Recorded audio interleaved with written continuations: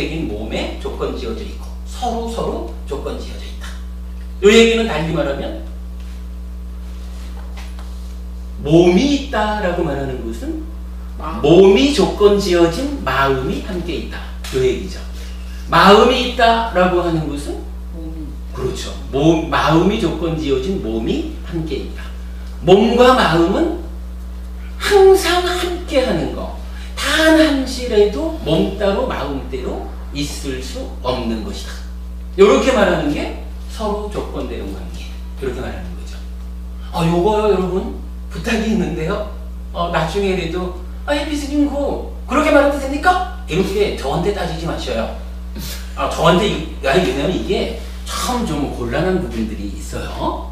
왜냐하면은 여러분들이 아시던 거하고 좀 다르다라는 것 때문에 그럼 내가 여태까지 알고 있는 거 내가 이러이러하게 불자로서의 신행을 해왔는데 혜비스님 그렇게 말해도 되나? 이렇게 따지시면 제가 좀 곤란해요. 저는 그러려면은 답변을 이렇게밖에는 못해요. 그거 곤란하면 부처님한테 따지십시오. 왜냐하면 제가 지금 이 얘기를 제가 알기를 이렇다라고 말하는 게 아니라 대인연경이라고 하는 뒤가 니까야 14번경에서 14번, 15번경에서 부처님이 이렇게 말씀을 하신 거거든요. 그런데 부처님이 말씀하신 거를 가지고 그거 나하고 다르잖아. 내가 하는 거랑 다르잖아. 그거 좀 문제되지 않아? 라고 따지신다면 저한테 따지면은 저는 답을 못합니다. 이 얘기 부처님 얘기니까 부처님한테 따지십시오. 이렇게 말할 수밖에 없는 거고 부처님한테 따져가지고 이길 자신이 있으면 따지십시오. 아니면 이길 자신이 없으면 그동안 내가 잘못 알고 있었구나. 내가 참으로 몸과 마음의 관계를 잘못 알고 있었구나 라고 내가 잘못 알았다는 것을 인정을 하고 부처님 가르침대로 받아들여야 되는 거죠. 이건 저한테 따지지 마셔요. 판단하셔가지고 부처님한테 따지시든지. 부처님이 어디 계세요? 부처님요? 네. 우리가 이따가 좀 오늘은 제 시간에 거기까지 못 가겠지만 부처님이 돌아가실 때 유언을 하시는데 그 유언 중에 하나가 이 책이요. 이 책 한번 볼까요? 부처님은 누구입니까? 예, 이 책에 몇 페이지가 되느냐 하면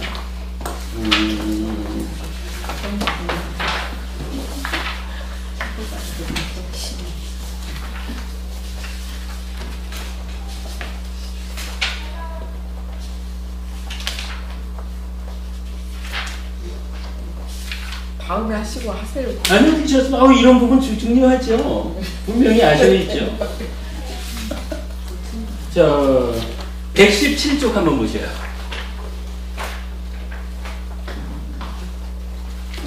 117쪽 보시면 제일 아래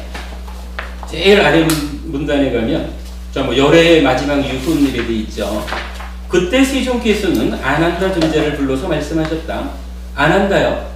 그런데 아마 그대들에게 스승의 가르침은 이제 끝나버렸다.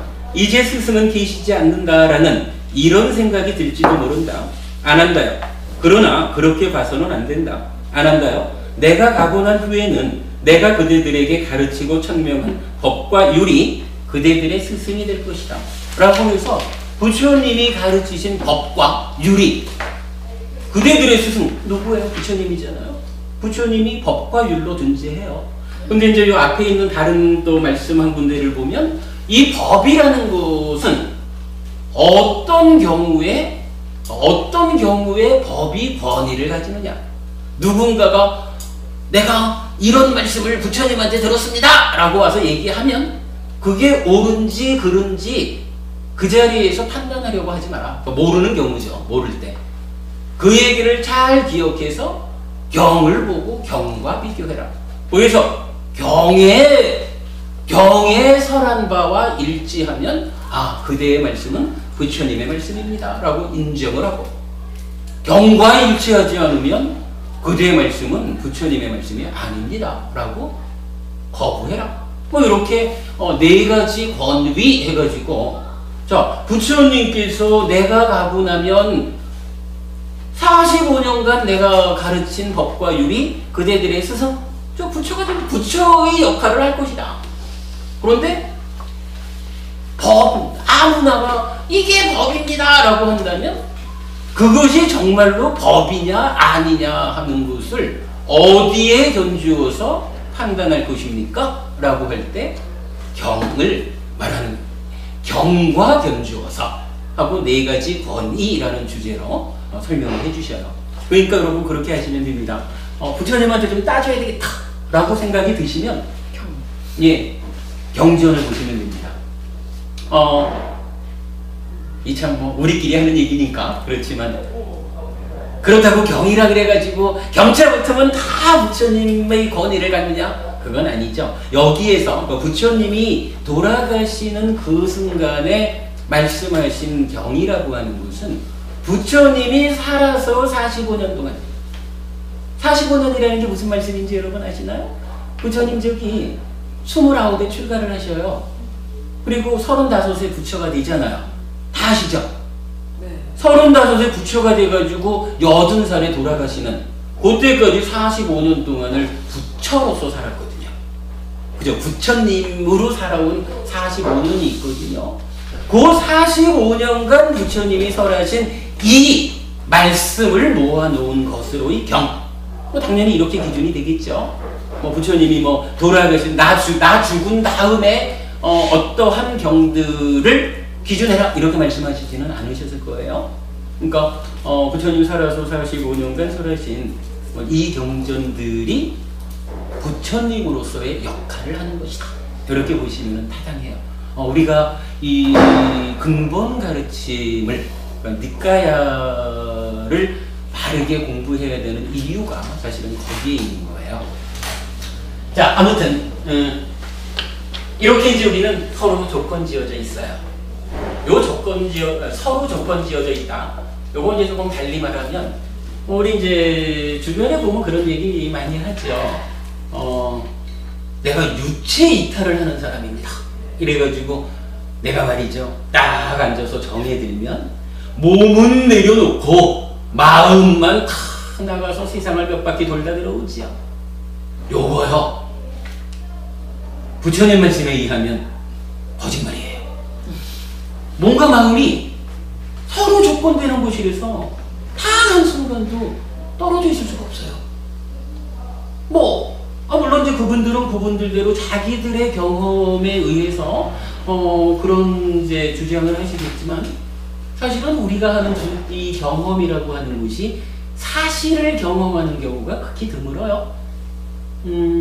그렇기 때문에 우리가 지혜로서 이 세상의 이치, 삶의 이치를 깨달은 부처님한테 배우는 거죠. 우리가 우리의 경험으로 있는 그대로 보지 못하고 있는 그대로 보지 못하는 데서 삶이 괴로워지기 때문에 부처님을 따라 배우는 거죠.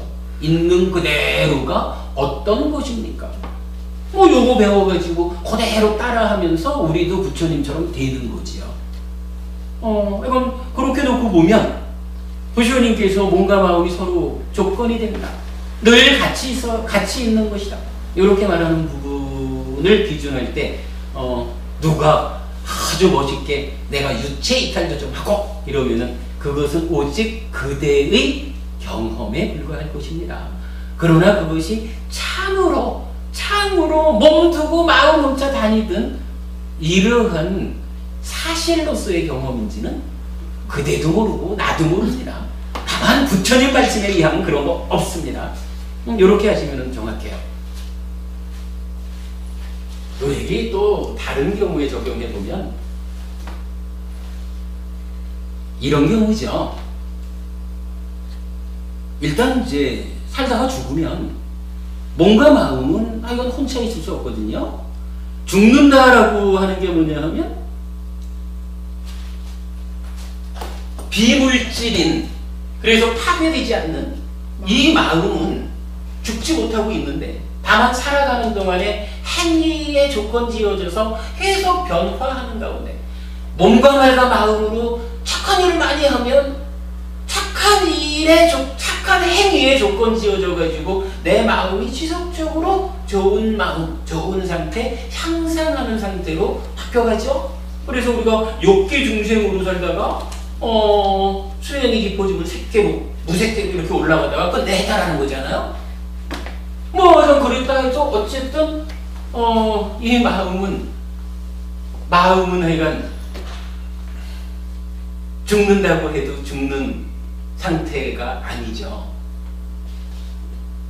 근데 몸이라고 하는 것은 그러니까 비물질이 아니라 물질이기 때문에 물질로서의 특성인 무생하고 파괴되고 분해되는 이런 거니까 뭐 하여간 대충 100년이면은 몸은 하여간 죽기 마련이죠. 그러면 요 시점 죽었다 하는 요 시점에 몸과 마음은 어떻게 될까요? 사실은 제가 이제 두 분께 요 말 때문에, 그죠? 요 말씀 때문에 이제 이렇게 긴 이야기를 이제 하게 되는 건데, 사실 뭐, 사람들은 이제 가끔씩 그래요. 불교가 너무 어렵습니다. 뭐 이런 얘기를 하는데, 사실은 불교가 어려운 게 아니에요. 제가 지금 대략 1시간이 걸려가지고 이제 두 분께 제가 선물 드리려고 한 거, 요 얘기를 꺼내놓게 됐잖아요? 요렇게 꺼내놓는 게 사실 불교가 어려워서 요 얘기까지 1시간이 걸린 게 아니고, 어려운 거는 우리 삶이에요. 우리의 삶이라는 것이 워낙에 어려운 것이기 때문에 정말 그냥 잠깐 얘기해가지고 그 삶의 현실을 딱 알아낼 수 있는 이런 단순한 것이 아니기 때문에 부처님은 삶의 문제의 수준에 맞춰가지고 설법을 하는 거거든요. 그러면 이러이러하다라는 과정을 거쳐서 몸과 마음이 이러함으로 라고 설명되지 않고는 쉽게 하는 방법이야. 뭐 간단하죠. 뭐 아까 한 식으로 그 몸 죽으면 따라 죽는 거니까 그시요? 이렇게 말하면 쉽죠. 근데 그게 이제 과연 현실이냐? 남의 문제 같으면 지하하게 맞든 안 맞든 상관없을 수 있는데 당장 죽는 거는 남도 죽지만 남 죽는 문제는 심각하지 않잖아요. 내가 죽는 게 문제지. 내 문제에 대해서 그럴까? 이렇게 넘길 수 없잖아요. 그러기 때문에 삶의 문제가 어려우면 어려운 만큼이라도 정확하게 이해하고 풀어가지고 정답을 알려주는 게 쉬운 길이라. 대학 시험을 보는데 초등학교 수준으로 더하기 빼기만 가르쳐주면 더하기 빼기만 갖고도 초등학교 6년을 배우잖아요. 그러나 더하기 빼기 가지고 대학은 못 가잖아요. 대학을 가려면 뭐 미적분도 해야 되고 뭐 어려운 공부를 해야 되잖아요. 뭐 어려운 공부를 하기 위해서 중고등학교를 다니나? 그건 아니죠. 내 삶이 더 향상된, 더 행복한 삶으로 준비하기 위해서 어려운 공부를 하잖아요. 누군들 뭐 어려운 공부 하고 싶겠어요? 마찬가지로 우리 삶의 문제는 대학 가는 것보다 훨씬 더 중요한 문제잖아요. 그러면 삶의 문제가 대학 수준이면은 대학 수준의 해법을 주는 게 현실적인 해결 가능한 방법인 거지. 초등학교 수준으로 믿습니다 하면은 됩니다. 이래가지고 죽은 다음에 그거 아니면 어쩔 거예요. 왜 이제 저는 이제 늘 그런 얘기를 해요. 불교가 어려운 게 아니고요. 삶이 어려워요. 삶의 문제가 어려운 거를 부처님께서 큰 어려운 문제를 풀어내가지고 우리한테도 그 해법을 가르쳐 주신 거거든요. 삶의 문제를 푸는 유일한 방법이라. 그렇다면 해결하자라고 접근하면은 이 방법보다 더 쉬운 방법은 없는 거예요. 나머지는 해결하지 못하는 방법이거든요. 우리가 이렇게 불교를 봐야 되고 공부하는 자세를 가져야 돼요. 그렇게 이제 보면 그러니까 서로 조건되는 관계에 의해서 어쨌든 이제 죽으면 몸과 마음이 이 결합관 상태가 해체되잖아요. 그죠? 몸은 하여간 이제 더 이상 나의 몸이 아니라 시체가 된 거죠. 뭐 우리가 이런 이제 법회 때도 수행과 관련해서 그 얘기를 자주 해요. 한 10분만 숨을 안 쉬면, 한 10분만 숨을 안 쉬면 이게 뭔가요? 뭐 그냥 고기 덩어리죠. 네. 숨을 쉬고 있으니까 숨을 쉼으로써 내 몸과 내 마음이 하나로 연결되는 조건이 갖추어지니까 내 몸이라 애지중지하지. 10분만 숨을 안 쉬어보세요. 이거 저기 쓰러져 있으면은 지나는 아이들이 보고 저기 시체가 있어요 하고 도망가지. 그야말로 길가에 버려진 나무 토막만도 못한 거 아닙니까? 뭐 몸과 마음의 관계를 우리가 정확히 볼 필요가 있죠. 근데 어쨌든 이건 몸과 마음의 관계는 이렇게 서로 조건되는 관계다.